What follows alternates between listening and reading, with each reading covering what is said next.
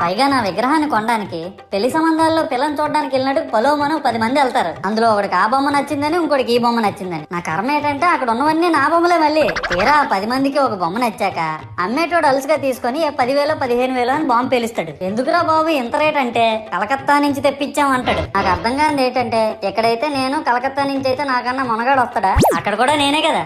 ఇలా నన్ను బజార్లో పెట్టి బేరం ఆడి నా మొహానికి ముసుగేసి వ్యాన్ ఎక్కిస్తారు. ఆ వ్యాన్ డ్రైవర్ గాడు నేనున్నానని కూడా చూడకుండా ఏదో ఆలోచించుకుంటూ డ్రైవ్ చేస్తా గతకల్లో గబ్బి గుబ్బి అని తించేసి నా కాల్లో చెయ్యి ఎరగొట్టేస్తాడు. ఈ విషయం చందాలు ఇచ్చిన చిన్నోళ్ళకి తెలిస్తే మళ్ళీ ఇరిగిపోయిన బొమ్మ పెట్టకూడదని ఏ బొమ్మ రాసి కవర్ చేసేస్తాడు. సరేలే జరిగిందేదో జరిగింది, నా భక్తులే కదా కూల్ బ్రో అని చిల్లయ్యే లోపు నన్ను పందిర్లో పెట్టి ముసుగు తీసి నాకన్నా పొడుగున్నే సౌండ్ బాక్సులు 2 నా చెవుల పక్కన పెట్టి డీజే గణేష్ బ్రో అని చెప్పి నా పాటలను కూనీ చేస్తారు. సరేలే పిల్లలు కదా ఇప్పుడు కాకపోతే ఎప్పుడు ఎంజాయ్ చేస్తారు, కాసేపట్లో పూజ స్టార్ట్ చేస్తారని వెయిట్ చేస్తా ఉంటే 5 రూపాయల వ్రతకల్పన బుక్ చూస్తే